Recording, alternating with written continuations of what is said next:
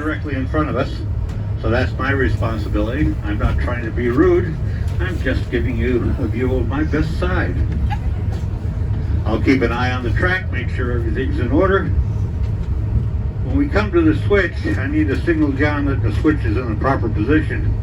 That'll be an arm wave. I may ask the people in the A and B seats to sit down for just a moment and make sure he can see me.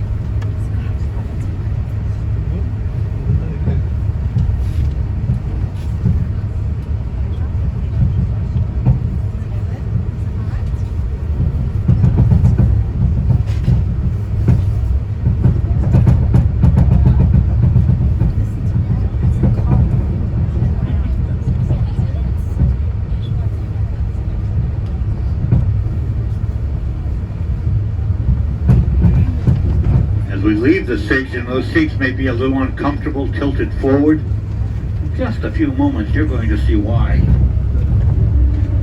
The average grade on our railway is 26%. That means for every 100 feet forward we go, we average an increase in altitude of 26 feet. The steepest part of our track is 37.5%. When we're on that, when I'm standing on the platform, I'm about 18 feet higher than the people in the rear of the coach. That piece of track is the second steepest piece of track anywhere in the world. But the only reason it's second, because shortly after we started operating in 1869, a group from the Swiss Alps came over. They wanted to learn how to build their own mountain climbing railway. They couldn't be first, so they artificially made one piece of their track a little steeper than Jacob's Ladder, just for the bragging rights. Just a second, John's going to boost the engine. You'll feel the acceleration.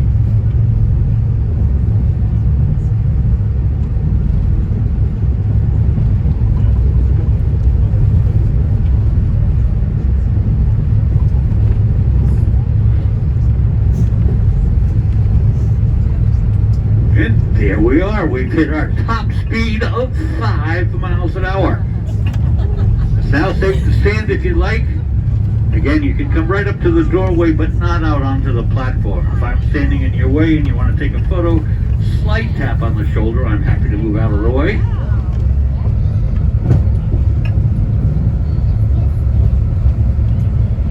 Again, our average grade is 26%. The average train can't operate on a slope any greater than 7%. But we are the first mountain climbing railroad in the world, and that's due to the innovation of Sylvester Marsh, our founder. After making a difficult hike to the top of Mount Washington, he thought there ought to be an easier, safer way to get up and down the mountain. So he devised this railway system. Now, again, the standard trains couldn't do the slopes, but Mr. Marsh was inspired by a bicycle.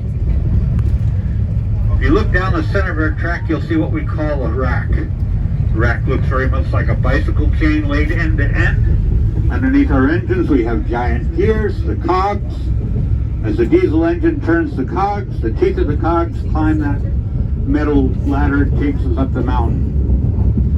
Our wheels and the rails are here only for balance. All our propulsion is done on that center rack.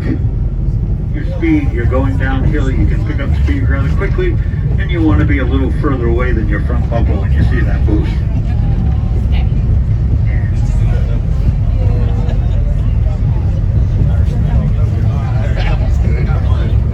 I love that.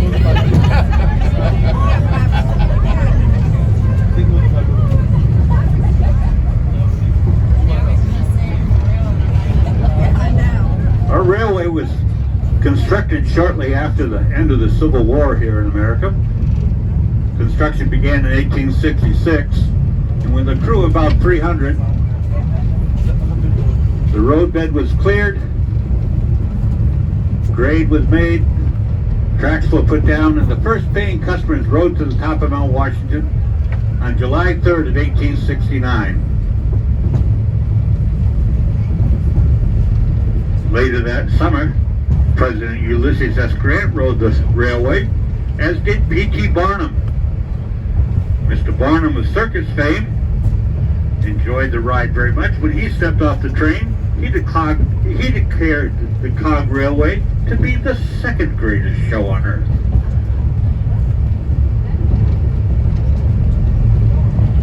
(1869) was a rather important year in the history of transportation. Not only did we start operating, but that's the year that the Suez Canal was opened, and also the year that the Transcontinental Railway across America was completed.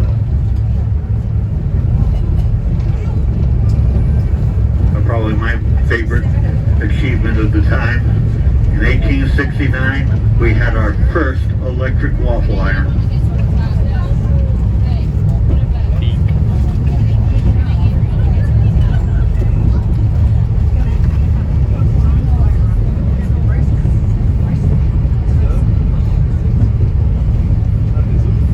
Now the weather on Mount Washington changes very quickly and very drastically.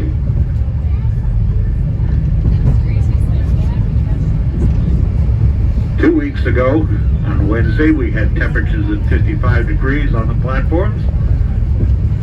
Last Wednesday, we had 16 inches of snow on the platforms. Yesterday Monday was pretty much bare ground all the way up here. In between then and now, we've gotten this little bit of snow. The very top of the mountain is considered to have some of the world's worst weather. Mount Washington Weather Observatory is a private organization that's manned a weather station on the top of the mountain continuously since 1932. The weathermen go out there every hour on the hour, 365 days a year, to take their weather readings. Back in 1934, the two weathermen on top of the mountain recorded the highest wind speed ever witnessed by man at 231 miles an hour. The highest temperature ever recorded on the mountain is a blistering 73 degrees Fahrenheit.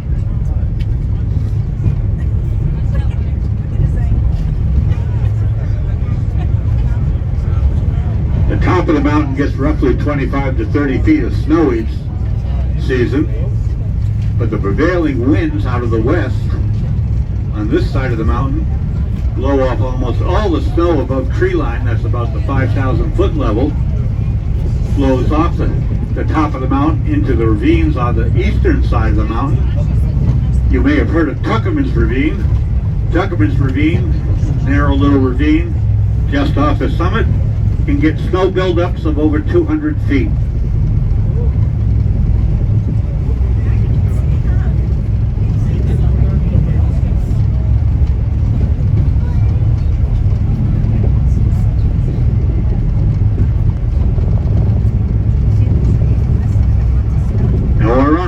Spring Hill. This is one of the steeper parts of our track. I invite you to stand up in your seats, get a feel for the mountain. That's why you're here.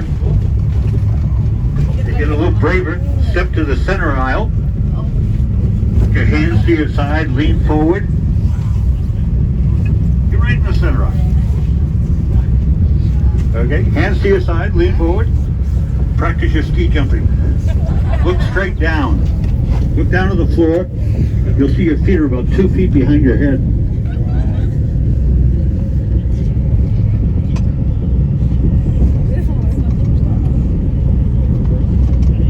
Take a quick look out the side windows. I'm often asked, why are our trees all crooked?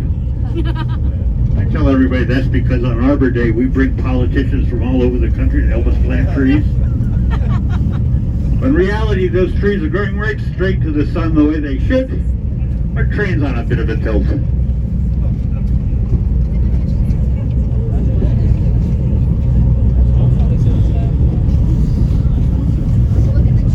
Now in just a moment we're going to be coming to the lower Waumbek switch. We're going to go off to the left to the Waumbek station platforms. On our right will be another set of tracks. That's our passing loop. During our busy season, during the summer, the With a passing loop, we can take as many as 4 trains up the mountain at the same time we bring 4 trains down.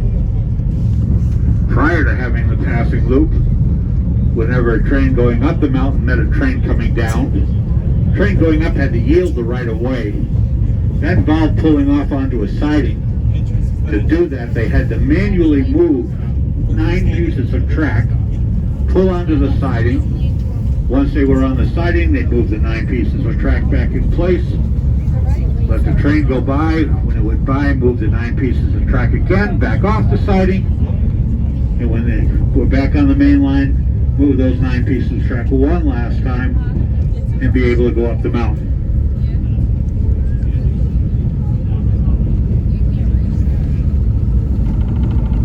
Now, gentlemen, that is not a handrail, it's a light rail, it won't support you. I hate to have you take home an expensive souvenir from the Cog.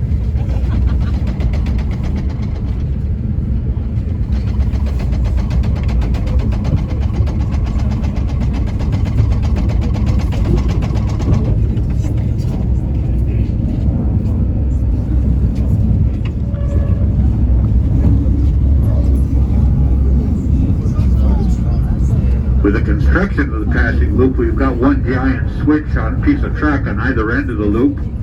It's hydraulically operated. So instead of moving 9 pieces of track 4 times every time the train's met, once the last train goes through, our engineer merely needs to push a button, hydraulics are activated, and that big piece of track moves over and gets ready for the next train coming in the opposite direction.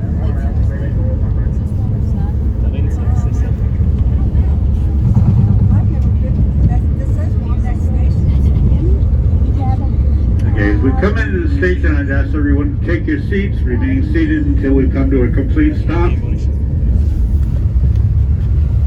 Once we stop, you'll be able to get off the train. We'll have roughly 25 minutes at the platforms. When you hear a horn, that'll be your sign to come back on the train.